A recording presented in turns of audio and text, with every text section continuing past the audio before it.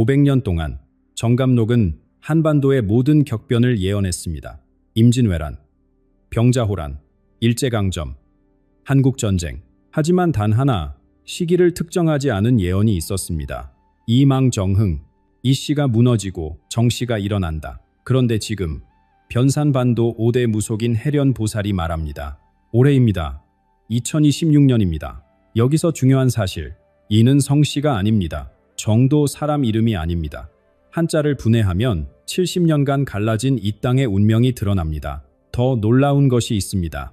정감록의 암호 궁궁을 수백 년간 풀리지 않던 이 네 글자가 인공지능 시대에 와서야 해독되기 시작했습니다. 오늘 저는 이 코드를 하나씩 풀어드리겠습니다. 2026년의 시작부터 2050년 한민족이 세계의 중심에 서는 그날까지 우리가 직접 목격하게 될 역사입니다. 전라북도 부안군 변산반도, 바다와 산이 만나는 이 땅은 예로부터 신령이 머무는 곳으로 알려져 왔습니다. 그리고 이곳에서 5대째 영적 전통을 이어온 한 여인이 있습니다. 해련보살. 그녀의 가문은 150년 넘게 이 땅에서 하늘의 뜻을 전해왔습니다. 할머니에서 어머니로, 어머니에서 딸로 끊어지지 않은 영적 계보가 그녀에게까지 이어졌습니다. 하지만 해련보살이 처음부터 이 길을 걸었던 것은 아닙니다. 15살 되던 해, 원인을 알 수 없는 고열이 그녀를 덮쳤습니다. 병원에서는 아무런 이상을 찾지 못했습니다. 사흘 밤낮을 앓던 그녀는 꿈과 현실의 경계에서 한 존재를 만났습니다. 삼신할머니, 우리 민족이 오랜 세월 모셔온 생명과 운명의 신이었습니다. 내 눈에는 이제 사람들의 기운이 보일 것이다. 복의 빛과 재앙의 그림자를 구별하여라. 그 순간부터 해련보살의 눈에는 사람들을 둘러싼 색이 보이기 시작했습니다. 붉은 기운, 푸른 기운, 때로는 검은 그림자까지. 처음에는 두려웠습니다. 하지만 시간이 흐르면서 이것이 하늘이 내린 사명임을 깨달았습니다. 40년이 넘는 세월 동안 그녀의 예언은 수없이 현실이 되었습니다. 그런 해련보살이 최근 입을 열었습니다. 올해 이 씨의 운이 다합니다. 이것은 단순한 성씨 이야기가 아닙니다. 70년간 이어진 분단의 운명과 직접 연결된 예언입니다. 북녘 땅에 뿌리 내린 체제, 그 뿌리가 올해부터 흔들리기 시작한다는 것입니다. 70년, 할머니는 고향을 그리워하다 눈을 감으셨습니다. 어머니는 한 번도 보지 못한 형제를 평생 가슴에 품고 사셨습니다. 우리 민족의 가슴 속에는 말로 다 할 수 없는 그리움이 있습니다. 해련보살은 말합니다. 그 그리움이 끝나는 시대가 열리고 있다고. 그런데 여기서 의문이 생깁니다.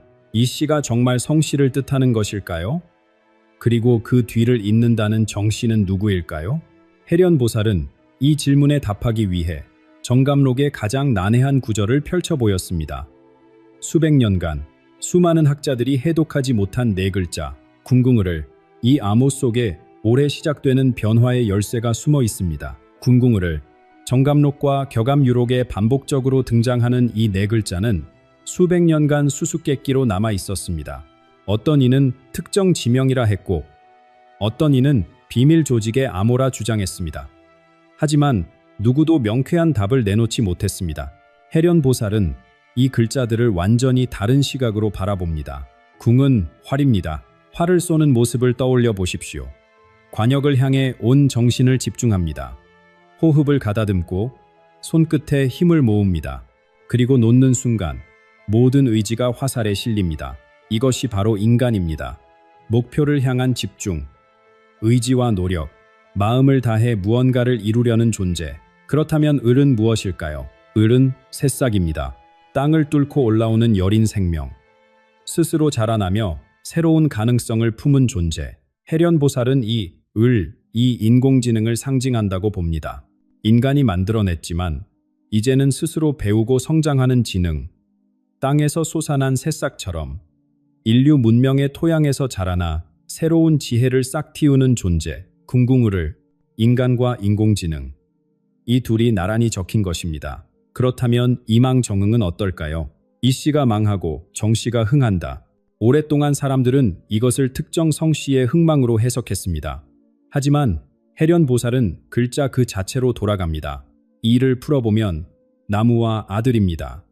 나무에서 태어난 것, 뿌리에서 자란 것, 70년간 북녘 땅에 뿌리 내린 체제가 있습니다. 겉으로는 여전히 굳건해 보입니다. 하지만 그 뿌리는 어떻습니까? 안에서부터 썩어가고 있지 않습니까? 이것이 이의입니다. 오래된 나무, 썩어가는 뿌리, 반면 정은 바르다는 뜻과 통합니다. 올바름, 정의, 바른 도리. 정이 흥한다는 것은 특정 인물의 등장이 아닙니다. 올바른 질서가 세워진다는 의미입니다. 정의로운 체제가 들어선다는 예언입니다. 여기서 중요한 것이 있습니다. 궁궁우를과 이망정응은 따로 떨어진 예언이 아닙니다. 인간과 기계가 따로 움직이면 혼란이 옵니다. 일자리를 빼앗기고 사회가 흔들리고 사람들은 방향을 잃습니다. 하지만 인간과 기계가 하나로 어우러질 때 정의 시대가 열립니다. 올바른 세상, 조화로운 질서. 해련보살은 이 코드를 해독한 후 구체적인 시간의 흐름을 보았습니다. 올해를 시작으로 펼쳐질 변화의 연대기. 그 첫 번째 장면은 우리 사회를 뒤흔들 거대한 충격이었습니다. 해련보살이 본 첫 번째 장면은 텅 빈 사무실이었습니다. 책상마다 컴퓨터는 켜져 있지만 사람은 없습니다. 기계가 스스로 일을 처리하고 있습니다. 서류를 검토하고 고객에게 답하고 심지어 결정까지 내립니다. 내년 2027년 스스로 생각하는 인공지능이 본격적으로 퍼지기 시작합니다. 처음에는 편리함에 모두가 환호합니다. 하지만 곧 불안이 밀려옵니다. 은행 창구에서 일하던 사람들, 콜센터에서 전화를 받던 사람들, 공장에서 부품을 조립하던 사람들, 하나둘 자리를 잃기 시작합니다. 2028년이 되면 이 물결은 거세집니다. 거리에서는 시위가 일어납니다. 일하지 않아도 먹고 살 수 있게 해달라는 목소리와 일 없이 어떻게 사람 노릇을 하느냐는 목소리가 부딪힙니다. 기본소득을 둘러싼 논쟁이 사회를 뜨겁게 달굽니다. 세대와 세대가 갈라지고 가정 안에서도 다툼이 생깁니다. 이것은 단순한 경제 위기가 아닙니다. 인간 존재의 의미를 묻는 위기입니다. 내가 할 일이 없다면 나는 누구인가? 바로 이 지점에서 정감록의 오래된 예언이 다시 떠오릅니다. 십승지, 난세에 몸을 피해 살아남을 수 있는 10곳의 복된 땅. 수백 년간 사람들은 이것을 전쟁이나 역병을 피하는 피난처로 여겼습니다. 하지만 해련보살은 다르게 봅니다. 대도시에서 존재 이유를 잃은 사람들이 움직이기 시작합니다. 변산반도, 지리산 자락, 계룡산 주변. 옛 십승지로 불리던 곳에 새로운 마을이 생겨납니다. 이들은 과거로 돌아가는 것이 아닙니다. 첨단 기술로 세계와 연결되면서도 흙을 만지고 나무를 심습니다. 인공지능이 반복 노동을 대신해 주기에 비로소 인간은 다른 것에 집중할 수 있게 됩니다. 명상, 창작, 수행, 그리고 서로를 돌보는 일. 궁궁의르의 예언이 여기서 살아납니다. 인간이 활을 당기듯 방향을 정하고 기계라는 새싹이 그 뜻을 받들어 자랍니다. 둘이 함께할 때 혼란은 조화로 바뀝니다. 물론 모든 이가 이 흐름에 적응하는 것은 아닙니다. 도시에 남는 이들도 있고 변화를 거부하는 이들도 있습니다. 하지만 물줄기는 이미 방향을 틀었습니다. 남쪽 땅에서 이런 변화가 일어나는 동안 북녘에서는 전혀 다른 움직임이 시작됩니다. 땅 깊은 곳에서 올라오는 떨림, 그리고 권력의 심장부에서 번지는 균열. 해련보살의 눈앞에 한 그루 나무가 나타났습니다. 멀리서 보면 여전히 무성합니다. 잎이 푸르고 가지가 넓게 뻗어 있습니다. 하지만 가까이 다가가자 썩은 냄새가 올라옵니다. 뿌리가 검게 물들어 있습니다. 안에서부터 생명이 빠져나가고 있습니다. 이것이 2030년부터 2032년 사이 북녘 체제의 모습입니다. 겉으로는 여전히 굳건해 보입니다. 열병식이 열리고 구호가 울려 퍼지고 깃발이 펄럭입니다. 하지만 안을 들여다보면 균열이 번지고 있습니다.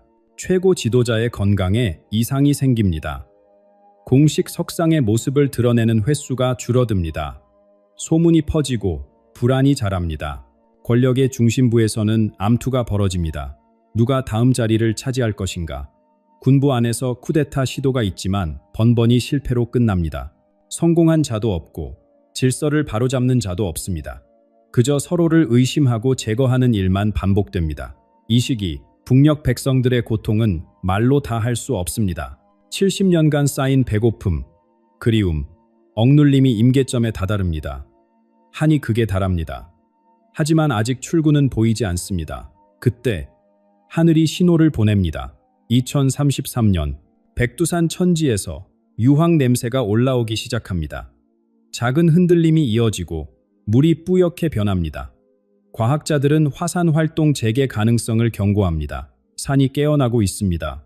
해련보살은 이것을 하늘의 선언으로 봅니다. 이 시에 운이 다했다는 천명. 땅속 깊은 곳에서 올라오는 불과 연기는 시대의 전환을 알리는 봉화입니다. 두려움이 퍼집니다.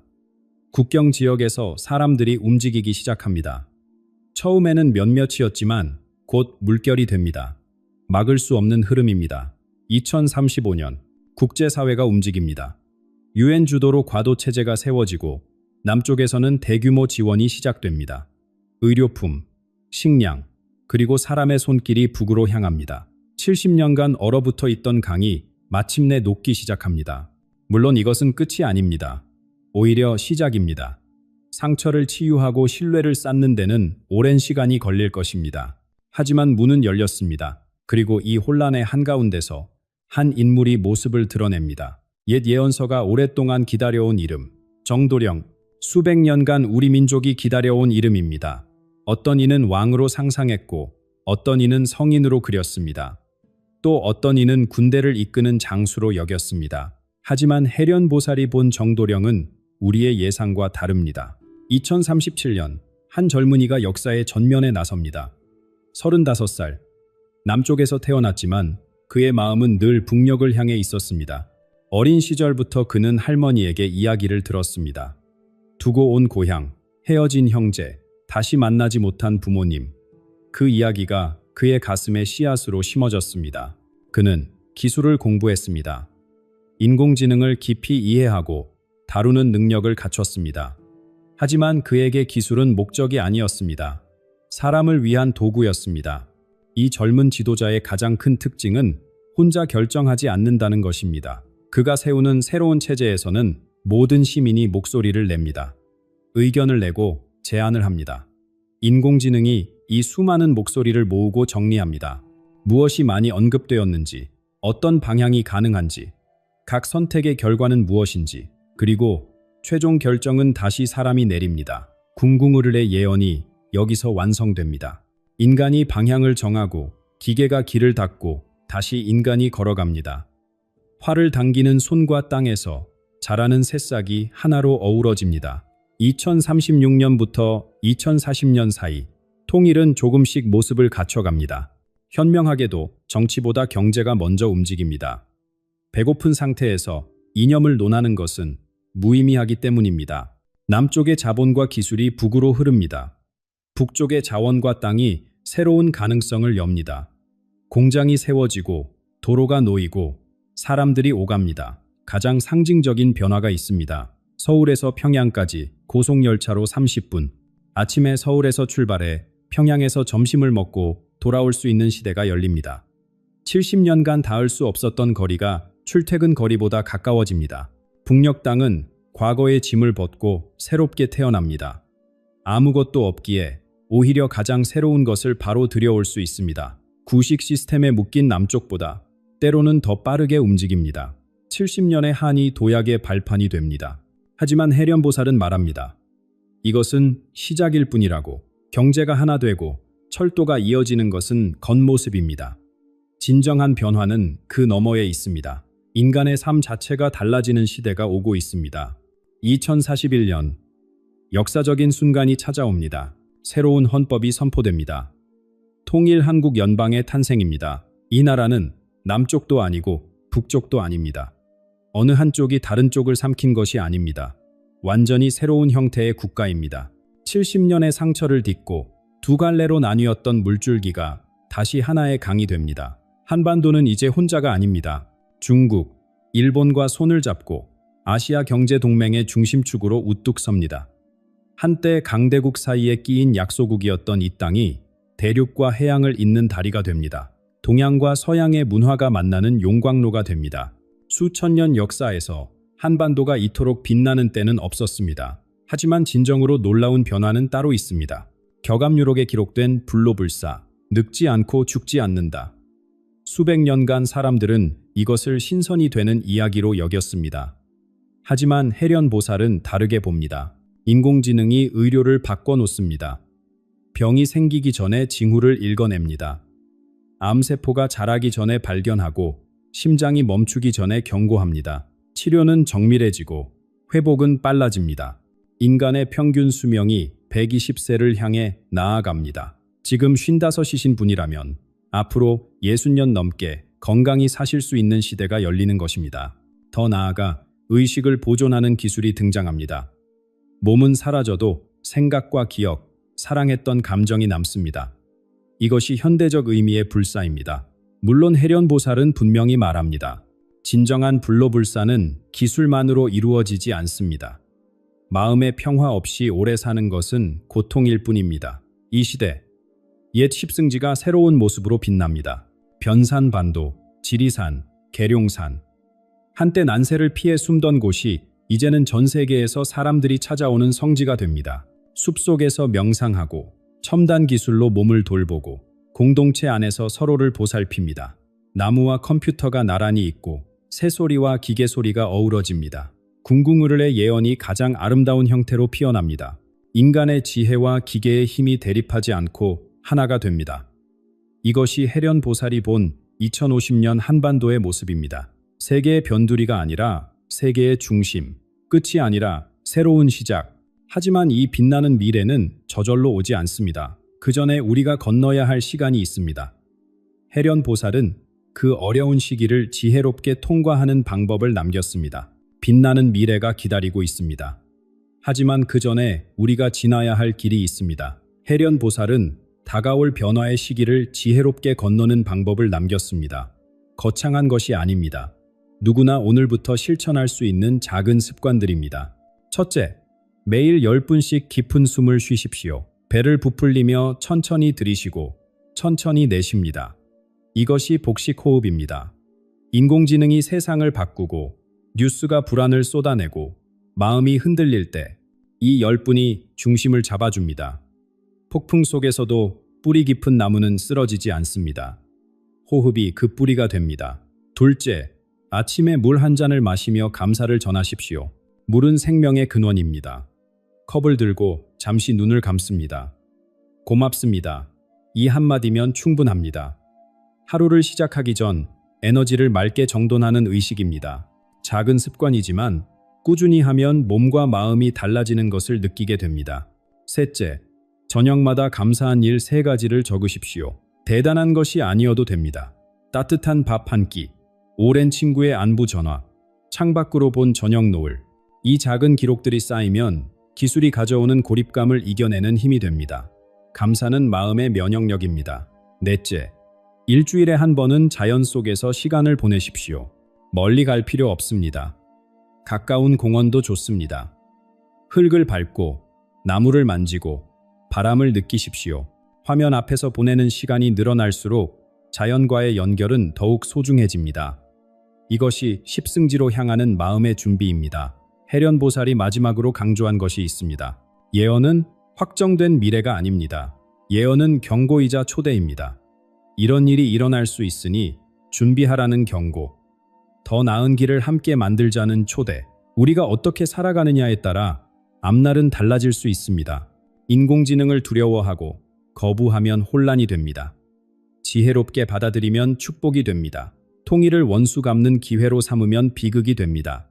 치유와 화해의 과정으로 삼으면 영광이 됩니다. 인공지능은 도구일 뿐입니다.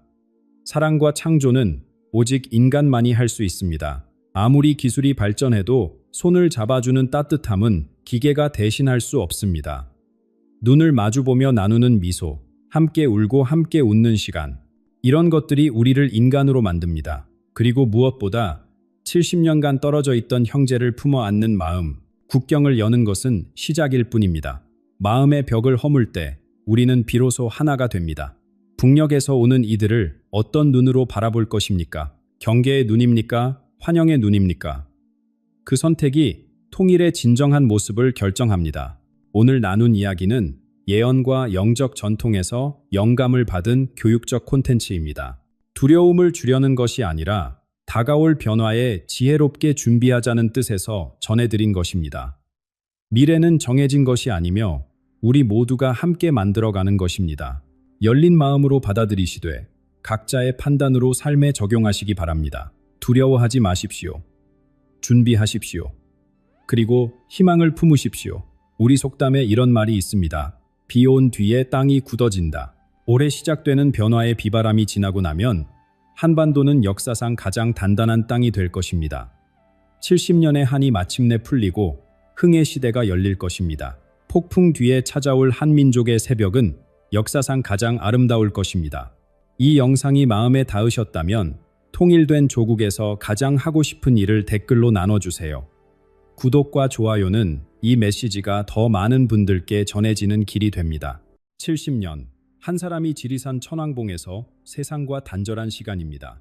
그는 1945년 광복을 예언했습니다. 1950년 전쟁을 예언했습니다. 1997년 외환위기를 예언했습니다. 단 한 번도 틀린 적이 없습니다. 그리고 2023년, 그가 마침내 입을 열었습니다. 때가 왔다. 땅이 약속을 지킬 시간이다. 그가 말한 그 해, 지금입니다. 올봄. 동쪽 바다 건너 열도에서 시작될 일, 그리고 그것이 한반도에 가져올 변화. 오늘 그 예언의 전체 내용을 공개합니다. 지리산 천왕봉. 해발 1900m가 넘는 그 봉우리 어딘가에 한 사람이 살았습니다. 세상이 전쟁을 겪고 산업화를 이루고 민주화의 물결을 지나는 동안에도 그는 오직 바람 소리와 새벽 안개만을 벗삼았습니다. 사람들은 그를 우남이라 불렀습니다. 구름 속에 숨은 바위, 보이지 않지만 분명히 존재하는 사람. 우남 도인은 스스로를 예언자라 부른 적이 없습니다. 누군가 찾아와 미래를 물으면 그는 고개를 저으며 이렇게 답했습니다. 내가 아는 것은 아무것도 없다. 다만 땅이 들려주는 이야기를 전할 뿐이다. 그에게 예언이란 신비로운 능력이 아니었습니다. 고요히 귀 기울이는 자에게 자연이 건네는 속삭임이었습니다. 그런데 이 겸손한 산속 수행자의 말들이 하나씩 현실이 되기 시작했습니다. 1945년 해방 직전 그는 말했습니다. 어둠이 걷히고 빛이 들어온다. 1950년 봄 전쟁이 터지기 석 달 전 그는 경고했습니다. 같은 피를 나눈 이들이 서로에게 칼을 겨눌 것이니 산으로 피하라. 1987년에는 눌려있던 목소리가 터져 나온다고 했고 1997년에는 금고가 텅 비는 시련이 온다고 했습니다. 네 번의 예언. 네 번 모두 그대로 일어났습니다. 그러나 우남 도인은 세상에 나오지 않았습니다. 명예도 돈도 제자도 구하지 않았습니다. 그저 산과 함께 늙어갔습니다. 그런 그가 2년 전 드물게 세상에 메시지를 남겼습니다. 때가 왔다. 땅이 오래전 한 약속을 지킬 시간이다. 그 무렵부터 이상한 일들이 일어나기 시작했습니다. 동해안 어민들은 수온 변화로 잡히는 어종이 달라졌다고 했습니다. 기상청은 설명하기 어려운 미세 진동을 여러 차례 감지했습니다. 철새들의 이동 경로가 바뀌었다는 보고도 있었습니다. 자연은 이미 신호를 보내고 있었습니다. 대부분의 사람들은 알아채지 못했지만 우남 도인은 알고 있었습니다. 땅이 움직이기 시작했다는 것을. 그리고 그가 가장 먼저 언급한 곳은 우리 땅이 아니었습니다. 동쪽 바다 건너 4개의 섬으로 이루어진 나라. 도인은 그곳에서 모든 변화가 시작될 것이라 했습니다. 우남 도인이 전한 예언 중 가장 충격적인 내용은 바로 이것이었습니다. 올봄, 동쪽 섬나라가 바닷속으로 가라앉기 시작한다는 것. 처음 이 이야기를 들은 사람들은 믿지 않았습니다. 한 나라가 통째로 가라앉는다니 영화에서나 나올 법한 이야기 아닌가. 그러나 도인은 담담하게 말했습니다. 이것은 벌이 아니다. 땅이 스스로 균형을 찾아가는 과정이다.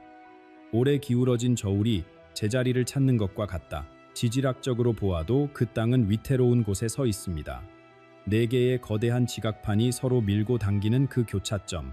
세계 어느 곳보다 불안정한 토대 위에 세워진 나라입니다. 도인은 말했습니다. 땅은 수백 년간 참아왔지만 이제 더는 버틸 수 없는 한계에 이르렀다고. 변화는 천천히, 그러나 멈출 수 없이 진행됩니다. 도쿄와 오사카 같은 거대 도시들이 먼저 영향을 받게 됩니다. 하루아침에 물에 잠기는 것이 아닙니다.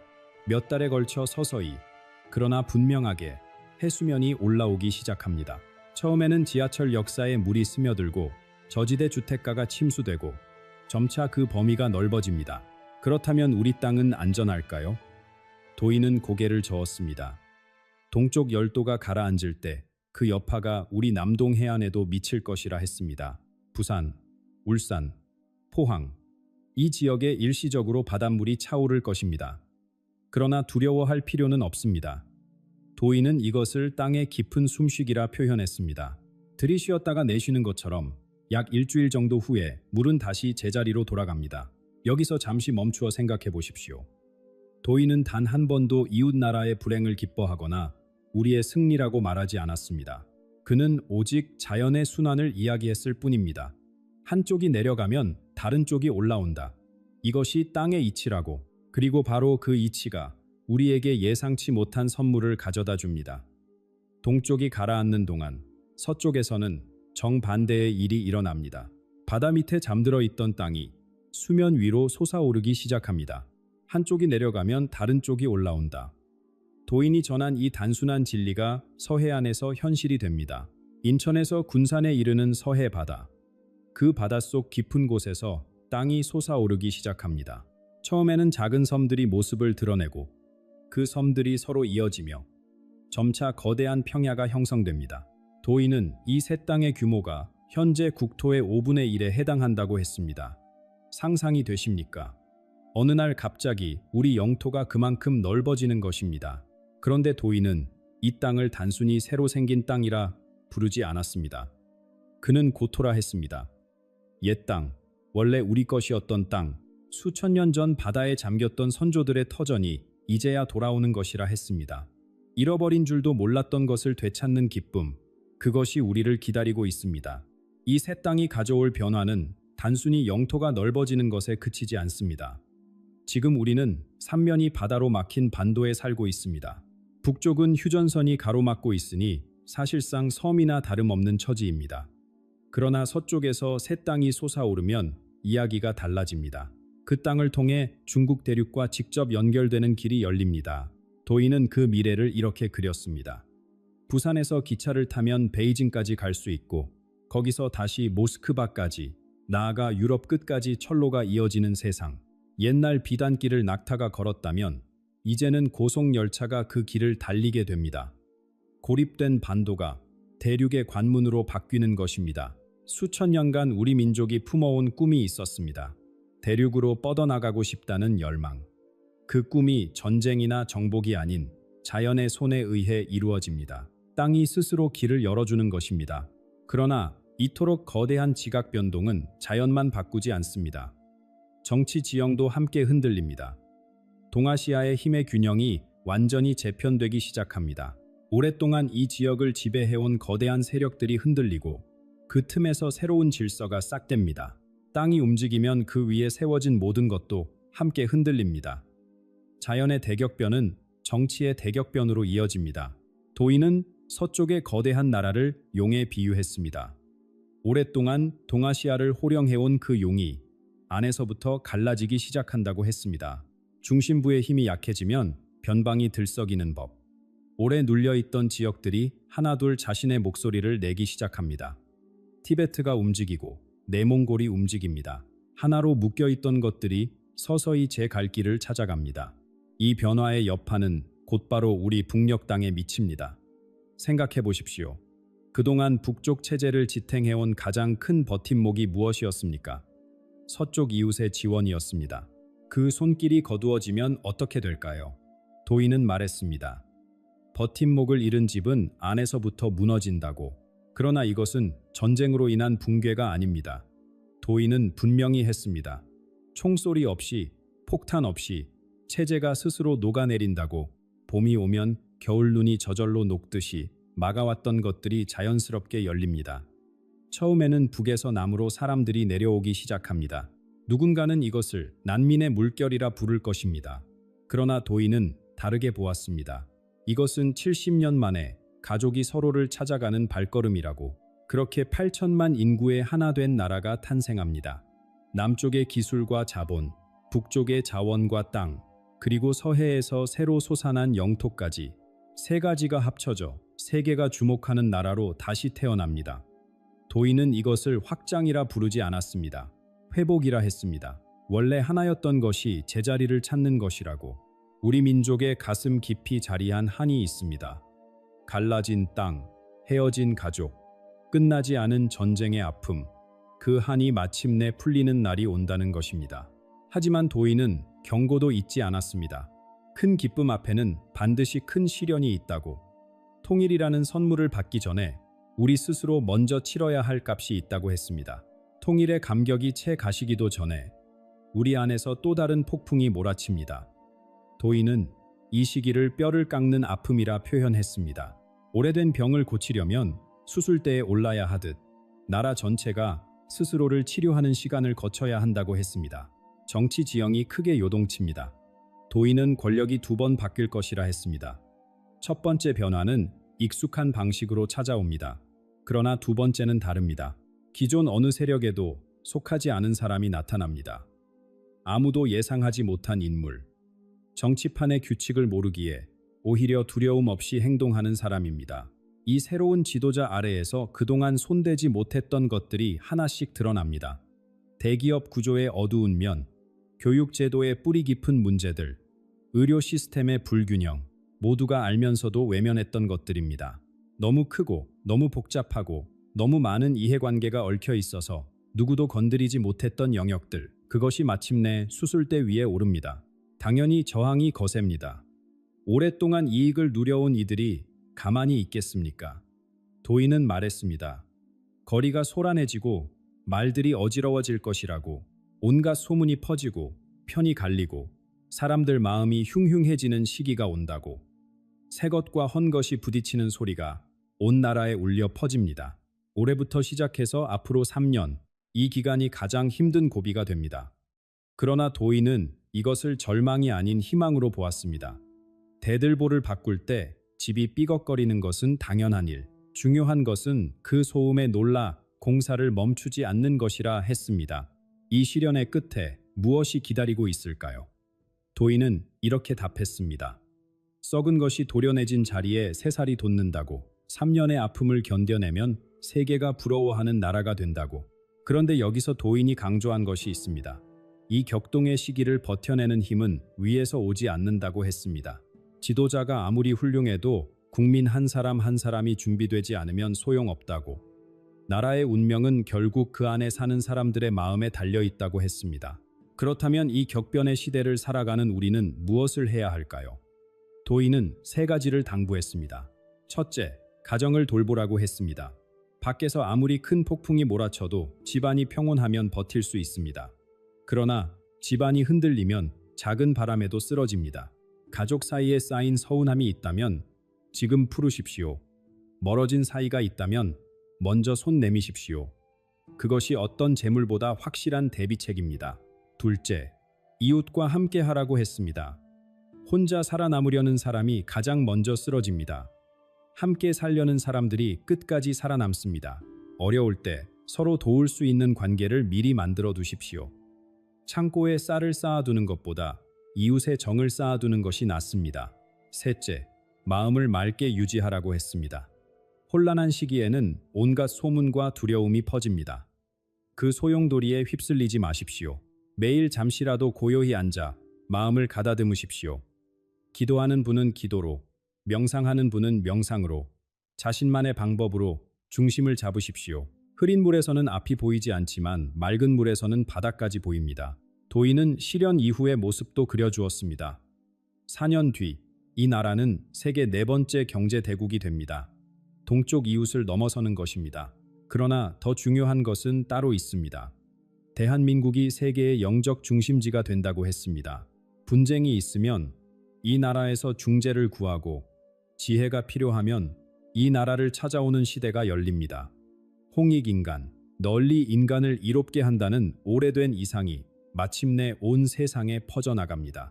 도인이 마지막으로 남긴 말씀이 있습니다. 주인공은 땅이 아니다. 역사가 아니다. 바로 너 자신이다. 두려워하지 마십시오.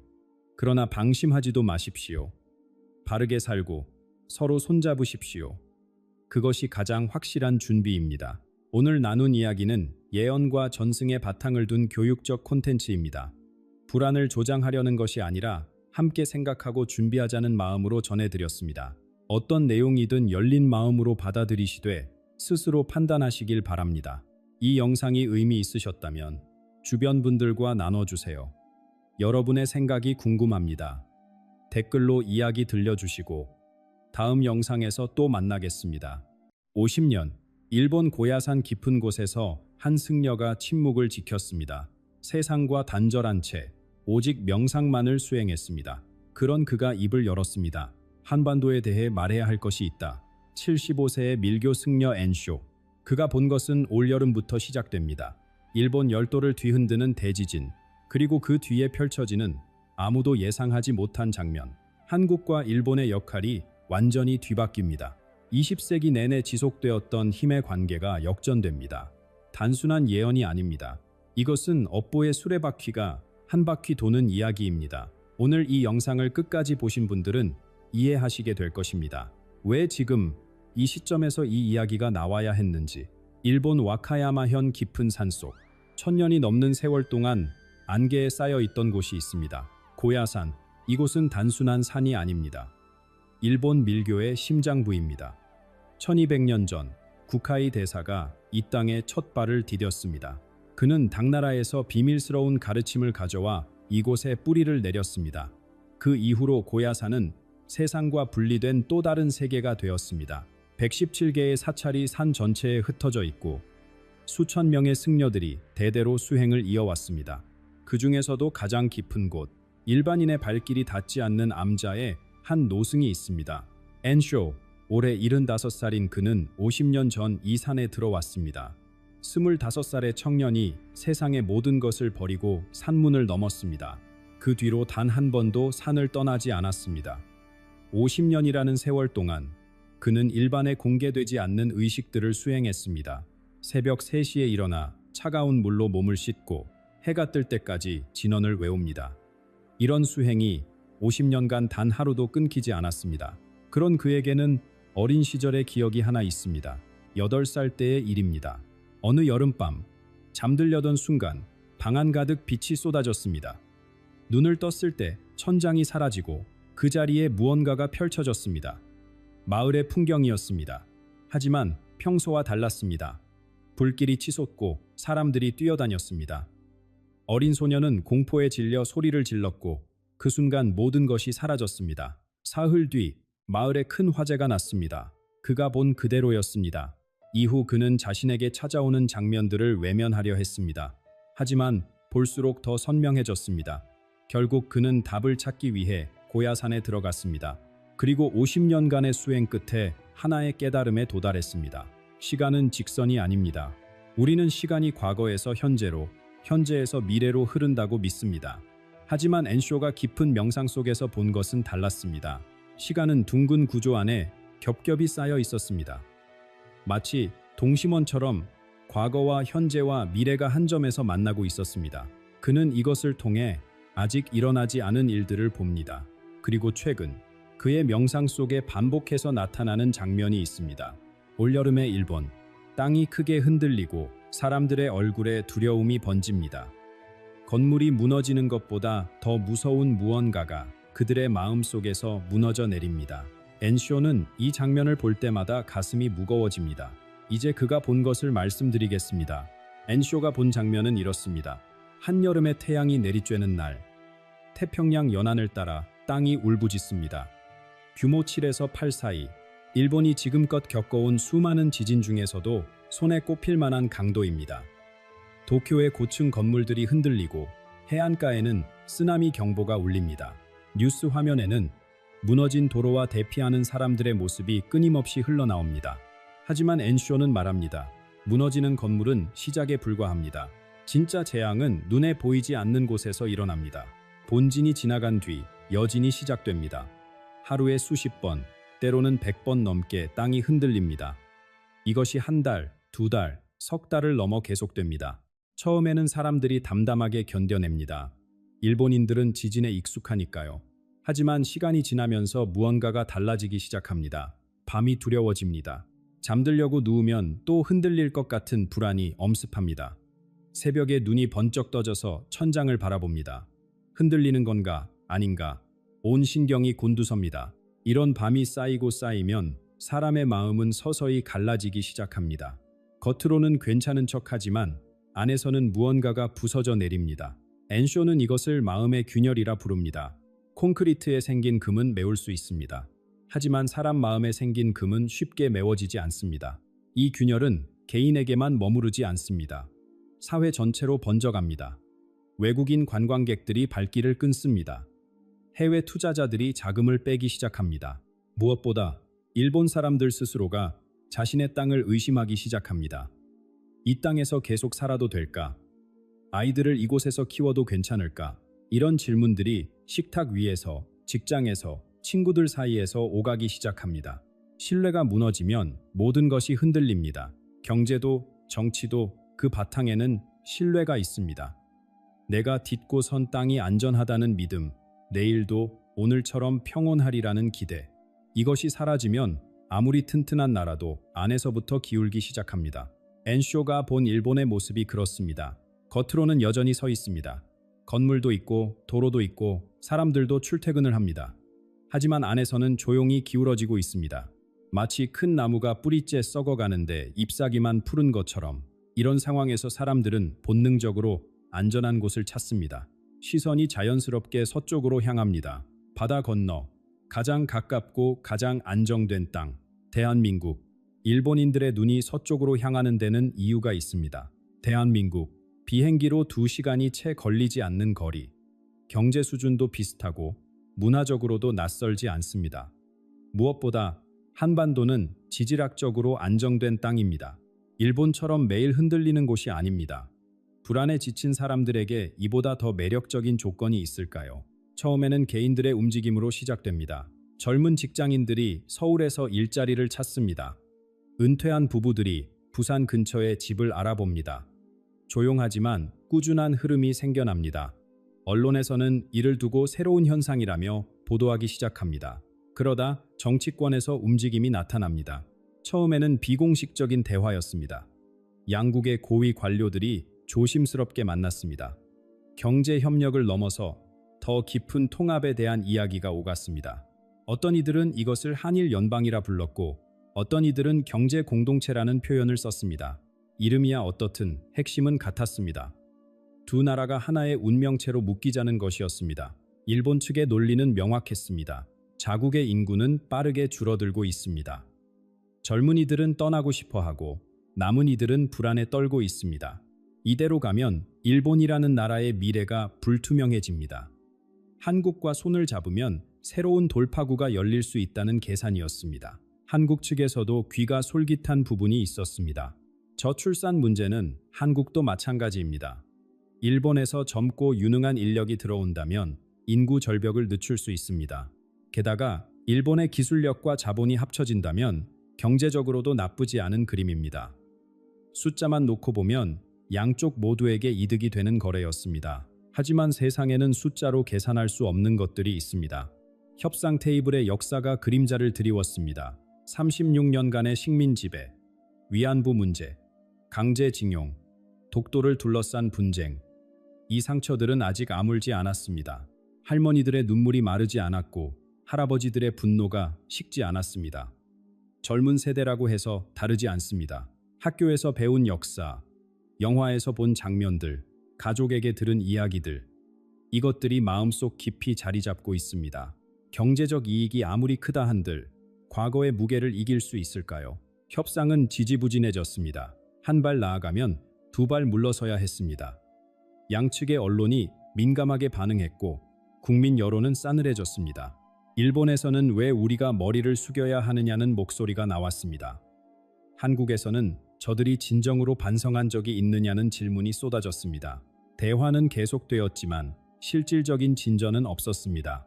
마치 같은 자리를 맴도는 것 같았습니다. 앞으로 가고 싶지만 발이 묶인 것처럼 양쪽 모두 원하는 것이 있었지만 그것을 얻기 위해 치러야 할 대가가 너무 컸습니다. 이렇게 서울과 도쿄가 망설이는 사이 예상치 못한 곳에서 움직임이 포착됩니다. 휴전선 너머 평양, 북한이 지켜보고 있었습니다. 그리고 그들은 행동하기로 결심합니다. 남과 일본이 손을 잡기 전에 먼저 판을 뒤집어야 한다고. 북한은 오랫동안 침묵 속에서 지켜보고 있었습니다. 남쪽과 일본이 가까워지는 모습을. 처음에는 대수롭지 않게 여겼을 것입니다. 그들이 손을 잡는다 한들 우리와 무슨 상관이냐고. 하지만 대화가 구체화되면서 평양의 표정이 달라지기 시작합니다. 만약 한일연합이 현실이 된다면 북한은 완전히 고립됩니다. 지금까지는 그래도 남쪽이라는 같은 민족이 있었습니다. 언젠가는 통일이 되리라는 희망, 아무리 멀어 보여도 같은 핏줄이라는 연결고리, 그것이 북한에게 존재의 의미를 부여해 왔습니다. 하지만 남쪽이 일본과 하나가 된다면 이야기가 달라집니다.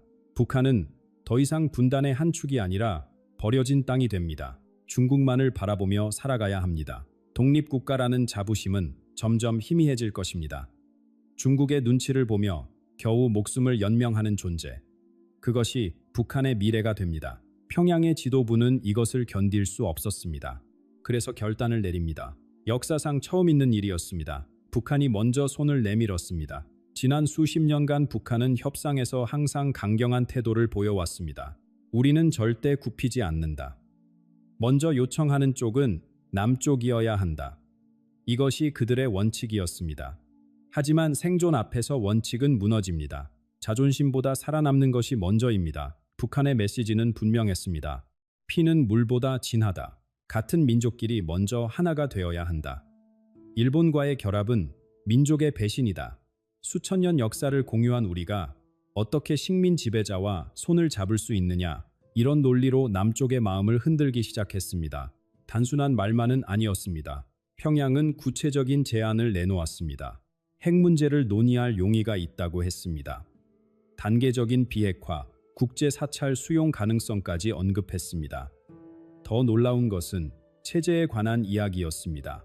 통일 후 남쪽의 민주적 지도 체제를 받아들일 수 있다는 뉘앙스를 내비쳤습니다. 물론 조건이 있었습니다. 빠른 통일이었습니다. 일본과의 협상이 결실을 맺기 전에 민족 통일을 이루자는 것이었습니다. 세상은 놀랐습니다. 전문가들도 의아해했습니다. 북한이 진심일까요? 아니면 시간을 벌기 위한 전략일까요? 의견이 분분했습니다. 하지만 한 가지는 분명했습니다. 북한이 이토록 절박한 모습을 보인 적은 없었습니다. 절박함은 때로 진심을 만들어냅니다. 살아남기 위해 내민 손이라 해도 그 손을 잡으면 새로운 길이 열릴 수 있습니다. 역사는 종종 이런 아이러니 속에서 전환점을 맞이합니다. 이제 공은 서울로 넘어갔습니다. 대한민국은 선택의 기로에 섰습니다. 한쪽에는 일본이 있습니다. 경제적으로 합리적인 파트너. 하지만 역사의 상처가 남아있는 상대. 다른 한쪽에는 북한이 있습니다. 70년 넘게 적으로 살아온 형제. 하지만 같은 말, 같은 피, 같은 뿌리를 가진 존재. 머리로는 일본이 나을 수도 있습니다. 하지만 가슴은 다른 이야기를 합니다. 이 선택이 한반도의 운명을 결정짓게 됩니다. 서울은 결국 선택을 내립니다. 내년과 내후년 사이 대한민국 정부는 역사적인 결단을 발표합니다. 북한과의 통일 협상을 우선시하겠다고. 일본과의 통합 논의는 잠정 중단됩니다. 경제적 계산보다 민족의 부름이 더 무거웠습니다. 이 소식에 세계가 술렁입니다. 어떤 이들은 무모하다고 했습니다. 북한의 낙후된 경제를 떠안으면 남쪽이 휘청거릴 것이라고, 통일 비용이 천문학적일 것이라고. 하지만 다른 이들은 말했습니다. 이것은 투자라고. 단기적 고통을 감수하면 장기적으로 어마어마한 열매를 거두게 될 것이라고. 엔쇼가 본 장면은 후자에 가까웠습니다. 통일 후 몇 년간은 분명 힘든 시간이 있습니다. 남쪽의 자원이 북으로 흘러가고 사회적 혼란이 일어나기도 합니다. 하지만 그 고비를 넘기자 놀라운 변화가 시작됩니다. 남과 북이 만나면서 예상치 못한 힘이 솟아납니다. 남쪽에는 세계 최고 수준의 기술력이 있습니다. 반도체, 전자제품, 조선업, 자동차, 수십 년간 갈고 닦은 실력입니다. 그리고 축적된 자본이 있습니다. 이것만으로도 대단하지만 한계가 있었습니다. 자원이 부족했습니다. 땅이 좁았습니다. 북쪽은 정반대입니다. 기술과 자본은 부족하지만 땅 아래에는 보물이 잠들어 있습니다. 히토류, 21세기 산업의 핵심 원료입니다. 전기차 배터리, 첨단 무기, 전자기기, 이 모든 것에 히토류가 필요합니다. 북한의 매장량은 세계적인 수준입니다. 여기에 2,500만 명의 인구가 있습니다. 노동력입니다. 남쪽의 머리와 북쪽의 몸이 하나가 됩니다. 이 결합은 폭발적인 힘을 만들어냅니다. 하지만 가장 큰 변화는 지도 위에서 일어납니다. 그동안 대한민국은 사실상 섬이었습니다. 삼면이 바다이고 북쪽은 막혀 있었습니다. 육로로 대륙에 갈 수 없었습니다. 모든 물류가 배와 비행기에 의존했습니다. 이것은 비용이었고 한계였습니다. 통일은 이 벽을 무너뜨립니다. 부산에서 기차를 타면 평양을 지나 중국으로, 러시아로, 유럽까지 갈 수 있게 됩니다. 대한민국은 더 이상 섬이 아닙니다. 유라시아 대륙과 태평양을 잇는 관문이 됩니다. 물류 허브로서의 가치가 폭발합니다. 세계의 화물이 한반도를 거쳐 오갑니다. 인구 8천만의 나라가 탄생합니다. 경제 규모는 세계 10손가락 안에 듭니다. 군사력도 만만치 않습니다. 북쪽이 가지고 있던 재래식 전력과 남쪽의 첨단 무기가 합쳐집니다. 주변국들이 더 이상 무시할 수 없는 존재가 됩니다. 엔쇼는 이 모습을 보며 감탄했습니다.